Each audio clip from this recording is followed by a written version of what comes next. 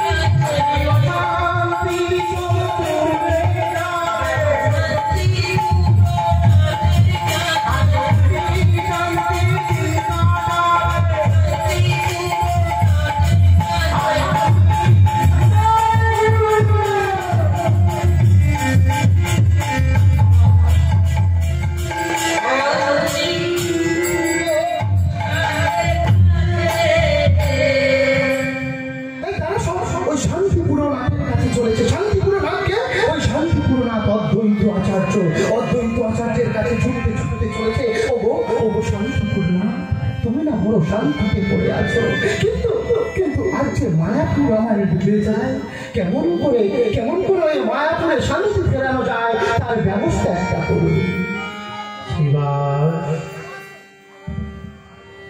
হরিদাস, জগন্নাথ,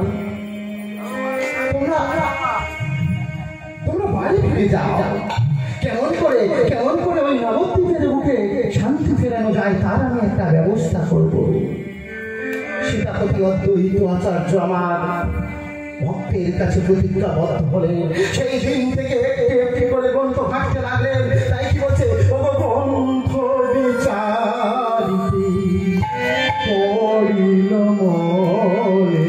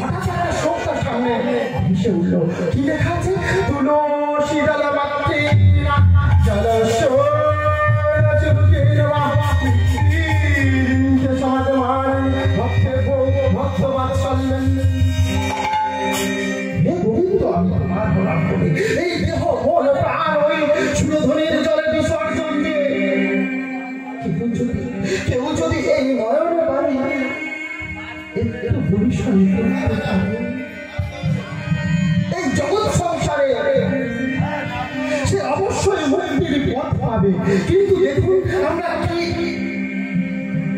অভাগা কলি যুগে এসে এত সুন্দর একটা মহামন্ত্র নাম পেয়ে আমরা বাড়িতে পরেও কিন্তু ডাকলাম না। নাম পেয়েছি তো সবাই মিলে এখন বলবো নাকি? বলি ও মায়েরা, বলি ও বাবারা, নাম বলে নাও হরি নামের তরিতে।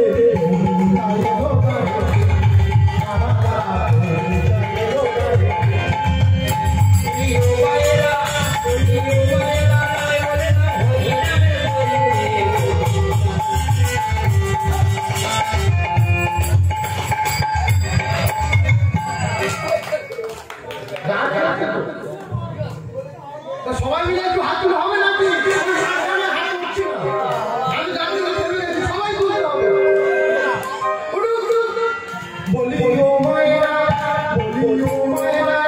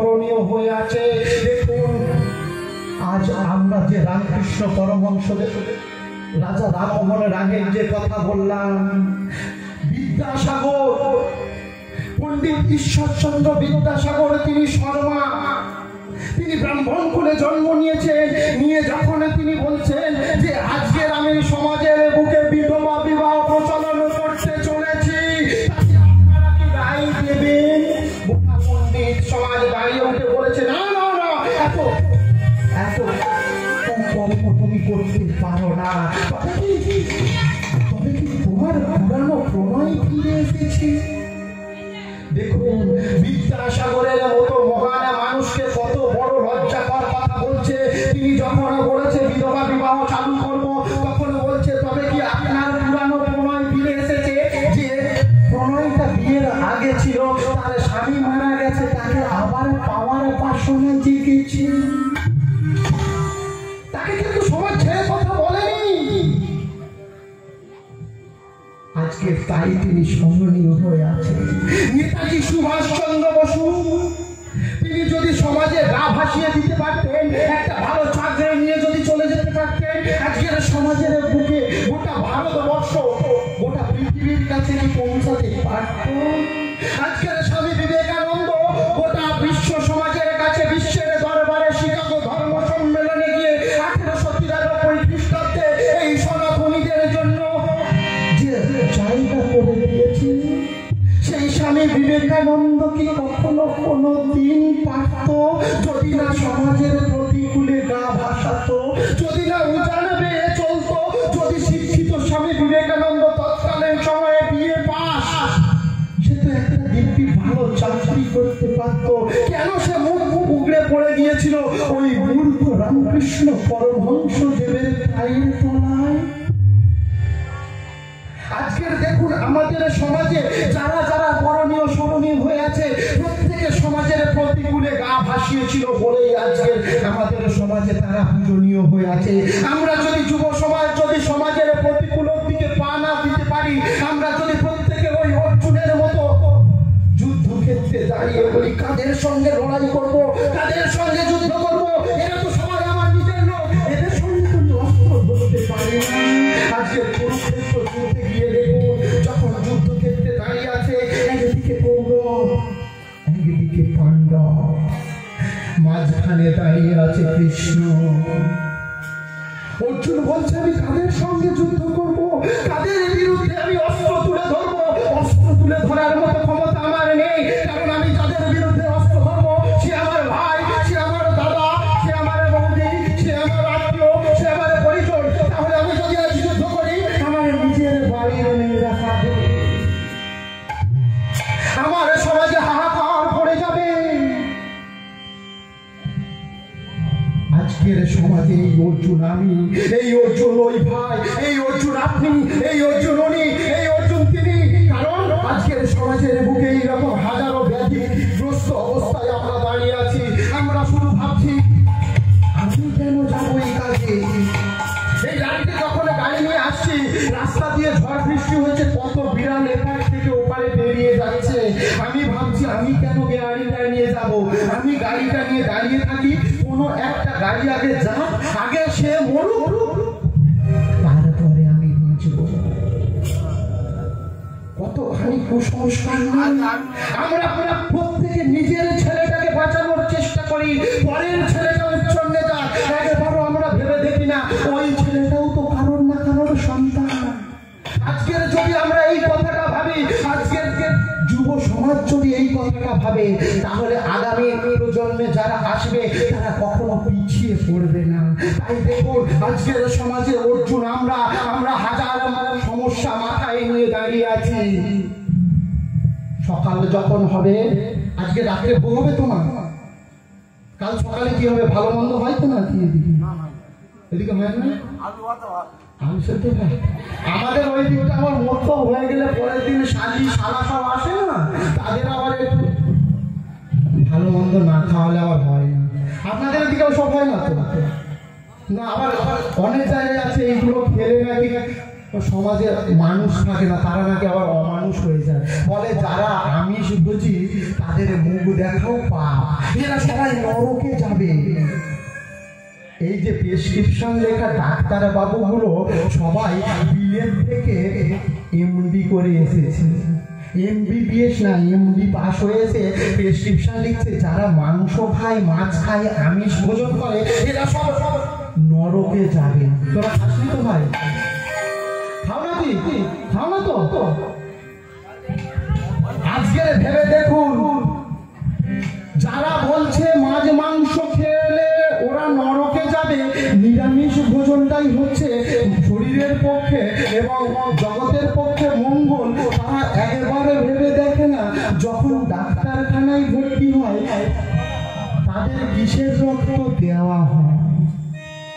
তারা ডাক্তারখানায় গিয়ে বলে আমাকে নিরামিষ ভোজী রক্ত দাও ডাক্তার বাবু, নাকি চোখের অসুখ যখন হয়, চোখে কম দেখে, যদি কোনো ড্রপ দিতে যায় বলে, বা কোনো কিছু খাবার দিতে যায়, ওষুধ দিতে যায় বা তেল দিতে যায়, বলে ডাক্তার বাবু আমাকে কড অয়েল দেবেন না, ওটা কড মাছের তেল থেকে তৈরি।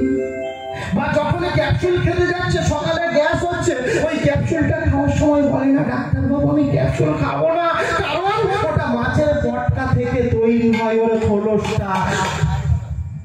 তারা বলে তোমরা শাক সবজি খাও, শাক সবজি খেলে তোমরা স্বর্গে যাবে, নিরামিষ ভোজন করো। ভেবে দেখুন এই যে শাকগুলো ঘাসগুলো হয়ে আছে, এটা কার উপরে হয়ে আছে? মাটির উপরে হয়ে আছে। তাহলে মাটির আরেক নাম মেদিনী। মেদিনী কেন হলো?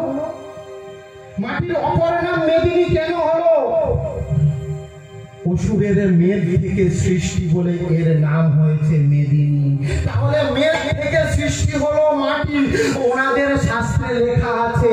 সেই শাস্ত্র ধরেই বলি, মেঘ থেকে যদি মাটির সৃষ্টি হয়, সেই মাটি থেকে খাদ্য বস্তু নিয়ে যে শাকগুলো তৈরি হচ্ছে, বলুন তো সেই শাকগুলো কিভাবে নিরামিষ হতে পারে?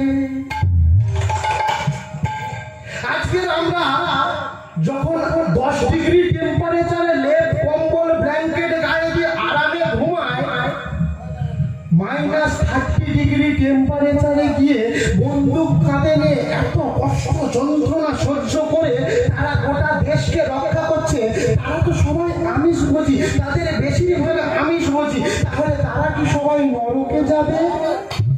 তাহলে এবার বলুন তো আমাদের ধর্মের শত্রু কারা? যারা ধর্মের নামে ব্যবসা চালাচ্ছে, ওই বাড়ির একটা ছেলেকে একটা মেয়েকে স্কুলের ব্যাগ দেওয়ার আগে মামা ঝোলা ধরিয়ে দিচ্ছে, বলছে ওরে তুই পথে নেমে আয়, পথে নামান, আমি বারণ করবো না, কিন্তু পথে নামানোর আগে ছেলেটা বা মেয়েটাকে একটু শিক্ষা দিন, যেন সে সমাজে মাথা উঁচু করে দাঁড়াতে পারে, সমাজে সে যেন একজনে মানুষ হতে পারে। একটা ডাক্তার হলে গোটা সমাজের উন্নতি হবে, একটা শিক্ষক হলে গোটা সমাজের উন্নতি হবে, একটা প্রফেসর হলে সমাজের উন্নতি হবে, হাজার মানুষ শিক্ষিত হবে। কিন্তু একটা গোড়া ধর্ম যাজক হলে মানুষকে শোষণ করে করে খাবে, বলে আমরা তো তোদের ছোঁয়া খাবো না। কেন ছোঁয়া খাবে না? গৌরাঙ্গ মহাপ্রভু কি আমার সেই ধর্ম বলে দিয়েছিল যে তোরা আজ এই ধর্ম কর, তোরা আজ এই বৈষ্ণব ধর্মের নামে এত অরাজকতা চালা, তোরা ধর্মে ধর্মে ভেদ কর, ঘরে ঘরে যুদ্ধ লাগা? ধর্ম যদি একটা হবে সনাতন ধর্ম, তাহলে তোদের ঘরে এত ভাগ কেন? ভাগ নেই? একবার গিয়ে দেখুন না। এই ভেদাভেদ গুলো কোথায় থেকে আসছে? কারা আনছে? কেন আনছে? আজকের নিজের সন্তানটাকে সেইভাবে শিক্ষিত করুন, নিজের বাড়ির মেয়েকে শিক্ষা দিন, কারণ নারী শিক্ষা যদি না হয় কখনো সমাজ এগিয়ে যেতে পারে না। আজকের নারী শিক্ষার জন্য যখন জ্যোতিরাও ফুলে এবং সাবিত্রীবাই ফুলে আমাদের গোটা ভারতবর্ষের বুকে নিজেদের শ্রেষ্ঠত্বের স্বীকৃতি রেখে গেছেন, সেই সাবিত্রীবাই ফুলে ও জ্যোতিরাও ফুলে যদি না আসতো, আপনারা আজকে শিক্ষার গণ্ডি পেরোতে পারতেন না, স্কুলের দরজা দেখতে পারতেন না। কারণ আমাদের পুরুষতান্ত্রিক সমাজ আপনাদেরকে বরাবরের জন্য শোষণ করে এসেছে আর শোষণ করে আসবে। ভাই তোমরা রাগ করবে না, কারণ আমি যে নারী শক্তিকে বলছি, তারা তোমার বাড়ির মা, তোমার বাড়ির বোন, তোমার বাড়ির দিদি। অতএব তারা যদি শিক্ষিত হয়, তোমার পরবর্তী প্রজন্ম শিক্ষিত হবে। আজকের সমাজে কতখানি কুসংস্কার দেখুন। আপনারা 365 দিন ঠাকুর ঘরে যান, এমন আছেন কেউ? হাত তুলুন তো দেখি। কোন মায়েরা আছেন 365 দিন ঠাকুর ঘরে যান? আছেন না? কেন যান না? কারণ মায়েরা হয় অসুচি, ঋতুমতী, তাই মায়েরা অসুচি অবস্থায় ঠাকুরের সেবা দিতে পারে না, তাই না বাবা? তাই তো মা, নাকি ভুল বললাম? আচ্ছা মা, আপনাদের কাছে সব থেকে বড় দেবতাকে বলুন তো? সতীর নারীর সব থেকে বড় দেবতাকে?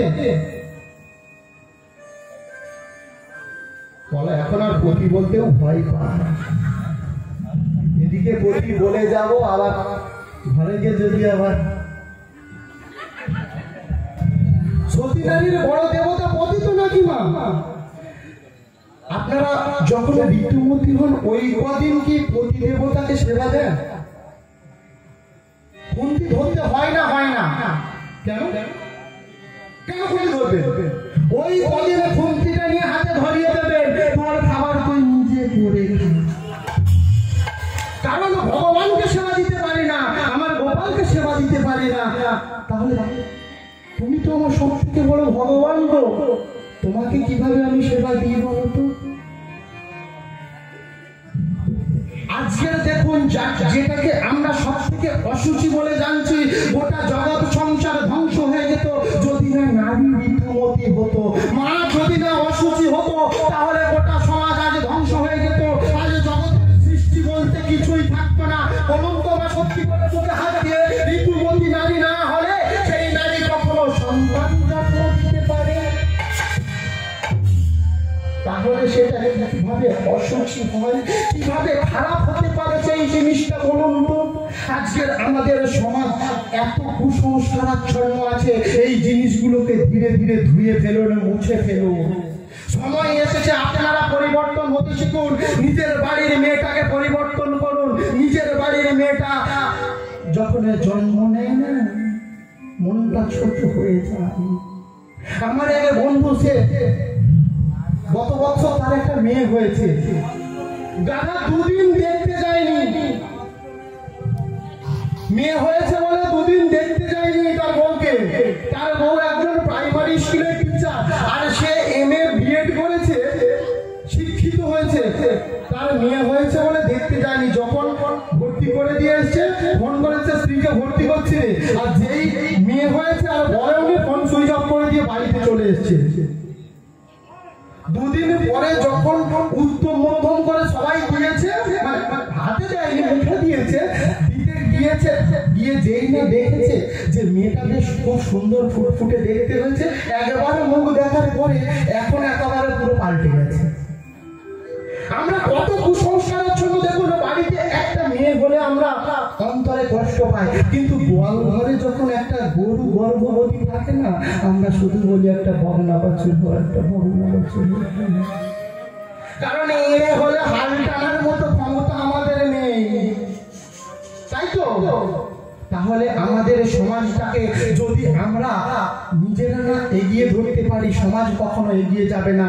শুধু কৃষ্ণ নাম করবো, হরিনাম করবো আর নাচবো, তাতে কিচ্ছু হবে না। নাচবো, আমি নাচতে বারণ করছি না, নাচলে শরীর মন সব ভালো থাকবে, কোমর ছাড়বে, বাত বেদনা ছাড়বে, কিন্তু কিছু ওষুধ আমাদের খেয়ে যেতে হবে। ওষুধ ছাড়া সংসারে বাঁচে না। তাই দেখুন, আমার গৌরাঙ্গ মহাপ্রভুর ওই অদ্বৈত আচার্যের ডাকে আসছে, প্রত্যেকে দিন তুলসী পাতা ভেসে ভেসে চলে স্রোতের টানে। আজকের আর স্রোতের টানে যাচ্ছে না, আজকের স্রোতের উজান বেরিয়ে চলেছে। তাই পদকর্তা কি বলছে? তুলসী যাই ধীরে ধীরে,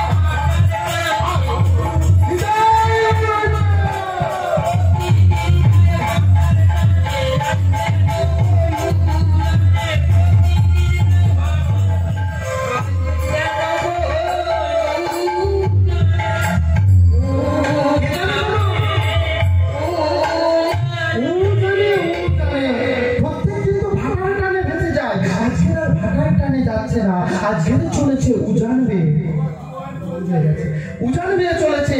তাই দেখুন এখানে জন্ম রহস্য লুকিয়ে আছে, এই যে উজান বেয়ে চলেছে। আর আমাদের সমাজের উজানে যদি আমরা যেতে পারি, প্রত্যেকেই আমরা দাঁড়াতে পারবো। আর যেই না উজানে বেয়ে চলেছে, আমার সচি মাতা ছিল স্নানে মগ্ন, বুঝতে পারেনি। ওই আগেকার দিনে মারা কি করতো, যখন পুকুর ঘাটে স্নান করতো না, এইরকম করে জল কেটে এক গুন্ডুস জল নিয়ে সূর্য প্রণাম করে ভক্ষণ করতো। তা অদ্বৈত আচার্য দেখছে তীর থেকে যে কে ওই রমণী, কে তুলসী পাতাটি সেবন করলো। দেখে একটু একটু করে ছুটতে ছুটে চললো কিছু কিছু, আর কিছু কিছু যেতে যেতে যেতে যেতে দূরে দেখতে পেল যে ওই জগন্নাথ মিশ্রের ধরনী সূচি দেবী। সেই দিন থেকে একদিন, দুই দিন, তিন দিন করে দেখতে থাকে। প্রথম এক পক্ষ যায়, তারপর এক মাস যায়। তাই পদকর্তা কি বলছে, প্রথম মাসে বেলা জানি বা না জানি, দ্বিতীয় মাসে পাড়াই করে কানাকানি, তৃতীয় মাসে মা ভূতলে শয়ন, চতুর্থ মাসে মা পড়া মৃত্তিকা ভক্ষণ, পঞ্চমে ষষ্ঠম মাসে গুজারিয়া যায়, সপ্তম মাসে মা গর্ভশালা পায়, অষ্টমে নবম মাসে এই মতো জানি, আর 10 মাসে 10 দিন পর গর্ভের সন্তান করে পেয়েছিল জননী। 10 মাস 10 দিন পর গৌরাঙ্গ মহাপ্রভুকে কি কোলে পেয়েছিল? কতদিনে হয়েছিল গৌরাঙ্গ মহাপ্রভু আমার? মাতৃচটরে কতদিন ছিল? 10 মাস, অর্থাৎ 13 মাস। আমি প্রথম প্রশ্ন করেছিলাম যে তুলসী পাতা খেয়ে কি কলি যুগে কোন মা গর্ভবতী হতে পারে? এইবারে দ্বিতীয় প্রশ্ন হচ্ছে, কোন মা কি 13 মাস সন্তানের গর্ভে রাখতে পারে? 10 মাস 10 দিন পেরিয়ে গেলে যদি 11 মাসের দিকে এগোয়, তো প্রভাব যে ডাক্তারখানায় পা ফেলবে তার ঠিক নেই। আর এখন তো যদি নার্সিং হয় আর বলতে হবে না, 10 মাসও যেতে দেয় না। যদি পেশেন্ট অন্যদিকে চলে যায়, তার থেকে বাবা থাকো।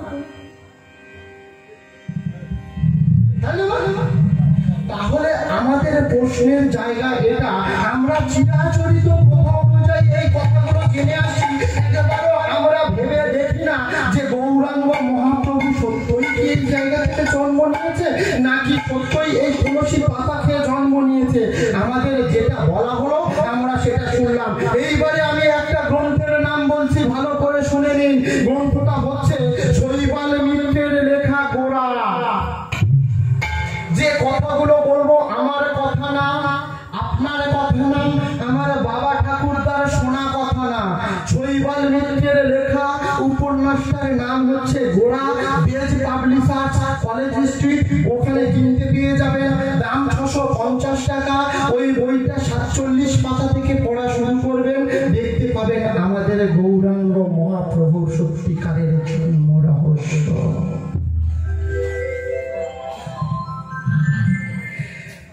হয়তো কথাটা আমাদের কাছে একটু তেতো লাগবে, কিন্তু কথাটা ভালো করে মন দিয়ে একটু শুনে নিন। এই যে কাহিনীটা লিখছে, এটা আর কেউ লিখছে না, এইটা বাড়ির চাকর ঈশান নাগর লিখছে। আর গৌরাঙ্গ মহাপ্রভুর জন্ম কাহিনী যেটা চিরাচরিত প্রথা অনুযায়ী আমরা জেনে আসছি, সেটা লিখেছিল চৈতন্য চরিতামৃতে কৃষ্ণদাস কবিরাজ গোস্বামী। কৃষ্ণদাস কবিরাজ গোস্বামী গৌরাঙ্গ মহাপ্রভুর মৃত্যুর 55 বছর পরে এসেছেন। তাহলে গৌরাঙ্গ মহাপ্রভুর মৃত্যুর যদি 55 বছর পরে কৃষ্ণদাস কবিরাজ গোস্বামী আসেন, তিনি তাহলে যে গ্রন্থটা লিখলেন সেটা বেশি প্রামাণ্য হবে নাকি যেটা গৌরাঙ্গ মহাপ্রভুর সঙ্গে থাকাকালীন আমার এই বন্ধুটা যদি আমার সঙ্গে থাকাকালীন আমার সম্পর্কে যা লিখবে সেটা বেশি সজীব হবে, সেটা বেশি প্রাণবন্ত হবে, স্বতঃস্ফূর্ত হবে, নাকি আমার মৃত্যুর পরে আর কেউ যদি সেই গ্রন্থটা লেখে সেইটা বেশি প্রাণবন্ত স্বতঃস্ফূর্ত হবে? কোনটা সঠিক হবে গো বাবা? আমার সঙ্গে থাকা এই বন্ধুটা যেটা লিখবে না, সেটা সত্য যতই তেতো হোক না কেন। প্রথমে এসেই বলেছি সত্য আমাদের মেনে নিতে খুব ভয় হয়, কারণ সত্যকে দেখলে আমরা ভয় পাই, সত্যকে মেনে নিতে পারি না। আজকের দেখো 15 বছর বয়সে যে মেয়েটা মা হওয়া শুরু করেছিল, সেই সচি দেবী এক এক করে 8টা কন্যা সন্তান হারিয়ে ফেলেছে। কেউ বা 3 দিন, কেউ বা 3 মাস, কেউ বা 3 বছর। 8টা কন্যা সন্তান যখন হারিয়ে ফেলেছে, একটা পুত্র সন্তান শেষে জন্ম নিয়েছে, তার নাম রাখা হয়েছে বিশ্বরূপ।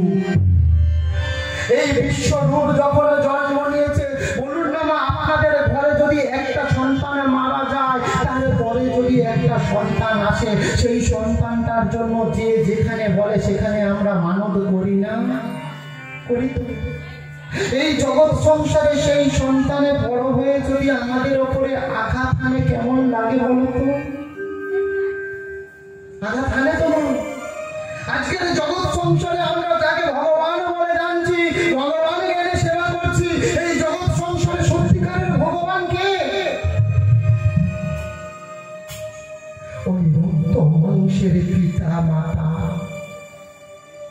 যে বাবা মাথার ঘাম পায়ে ফেলে রোদ বৃষ্টি ছড়ে কত পরিশ্রম করে একটু একটু করে আমাদের বড় করে, যে মাটা চক্র যন্ত্রণা সহ্য করে কত কষ্ট করে 10 মাস 10 দিনের গর্ভে ধরে থাকে। শুধু তাই নয় গো মা, জন্মের পর থেকে একটা দিন মায়ের কখন দিন যায়, কখন রাত যায়, আমরা কেউ জানি না।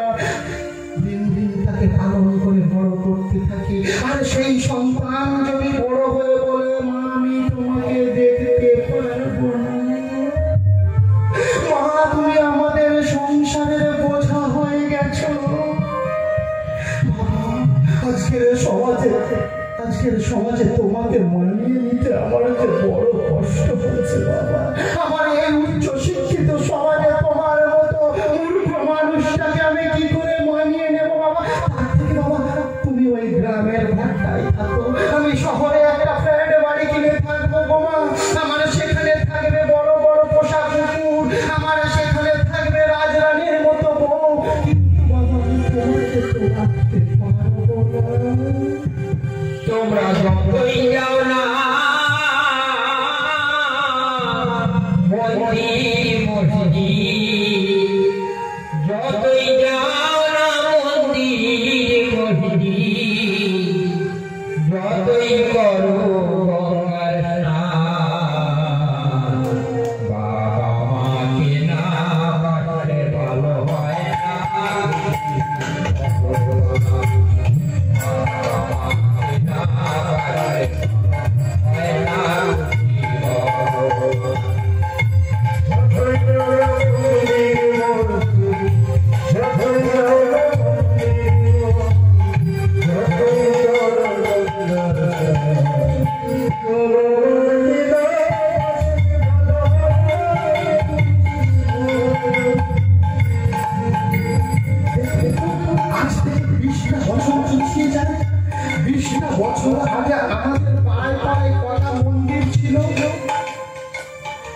একটা পাড়াতে কটা মন্দির ছিল?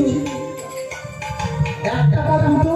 এখন দেখুন প্রত্যেক ঘরে ঘরে প্রায় মন্দির হয়েছে। হয়েছে তো? মন্দিরের সংখ্যা বেড়েছে না বাড়েনি? পাড়ায় পাড়ায় বৈষ্ণবের সংখ্যা বেড়েছে না বাড়েনি? বেড়েছে। একাদশী ব্রত বেড়েছে না বাড়েনি? বেড়েছে। এইবারে একটা সত্যি কথা বলুন তো, বৃদ্ধাশ্রম বেড়েছে না বাড়েনি? কিসের শিক্ষা, কিসের শিক্ষা, কিসের জ্ঞান, কিসের রক্ত, কিসের প্রতিপত্তি, কিসের অট্টালিকা? যে রাজপ্রাসাদ বানালাম, সেই রাজপ্রাসাদে যে মন্দির করলাম, সেই মন্দিরে যদি সত্যিকারের রক্ত মাংসের দেব দেব দেবী যদি না ঠাঁই পেল, এই বিগ্রহকে ঠাঁই দিয়ে কি হবে? একদিন 2 দিন 3 দিন 4 দিন 5 দিন 10 দিন বিছানায় পড়ে থাকতাম, যাকে প্রত্যেক দিন সন্ধ্যা খেতে দেন, 3 বার সময় করে পূজা দেন, 3 বার সময় করে ভালো মন্দ খেতে দেন, সে কিন্তু একটা বার এসে বলবে না ওরে তোর 10 টাকা নেই কি হয়েছে? বাবা বাদে প্রভুরা এ ভব সংসারে, বাবা বাদে প্রভুরা এ ভব সংসারে, তাদের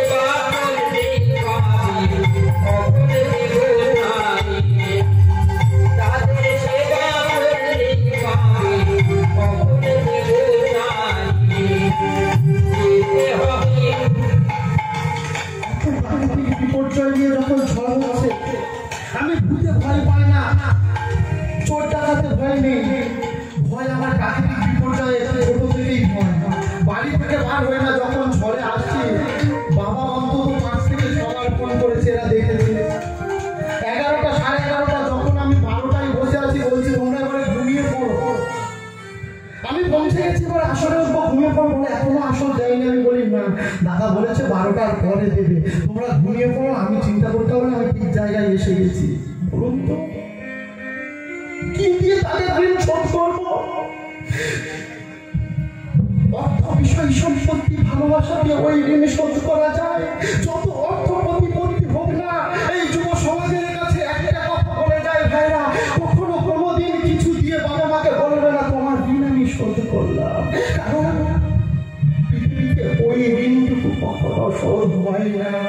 আমরা কত কুসংস্কারচ্ছন্ন হয়ে আছি দেখুন, যে বাবা মা মারা যাচ্ছে, এত কষ্ট করে বাবা মা আমাদের মানুষ করলো, কোলে পিঠে করে, না খেয়ে না দিয়ে, রোদ ঝড় সব মাথায় সহ্য করে, সেই পিতা মাতার মৃত্যুর সময় আমরা শ্মশান যাত্রায় মদ ছাড়া যাচ্ছি না। তোমায় বুকে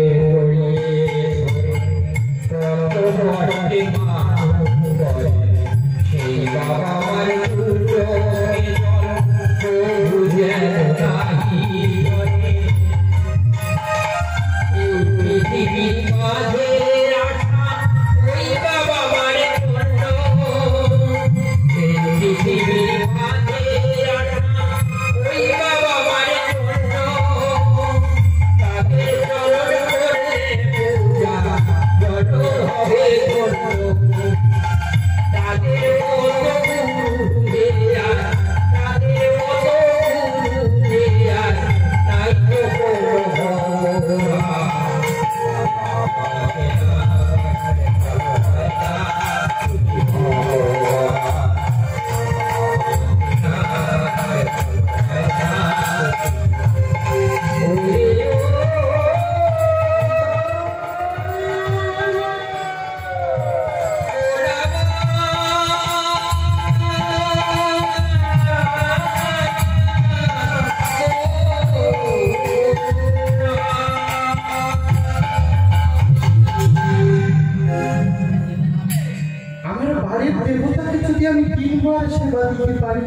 আমার ওই দেবতা দুটো বেঁচে থাকতে আমি কেন সেবা দেবো না? বাদ থাকতে যদি না তাদের মর্যাদা বুঝলাম, মারা যাওয়ার পরে স্বাস্থ্য শান্তি করে ওই ভূতের মুখে দিয়ে কি হবে হাজার হাজার লাখ লাখ টাকা। তাই একটা বার যদি কেউ ভুল করে থাকে, ওই রাঙা চরণে একেবারে পতিত হয়ে দেখুন।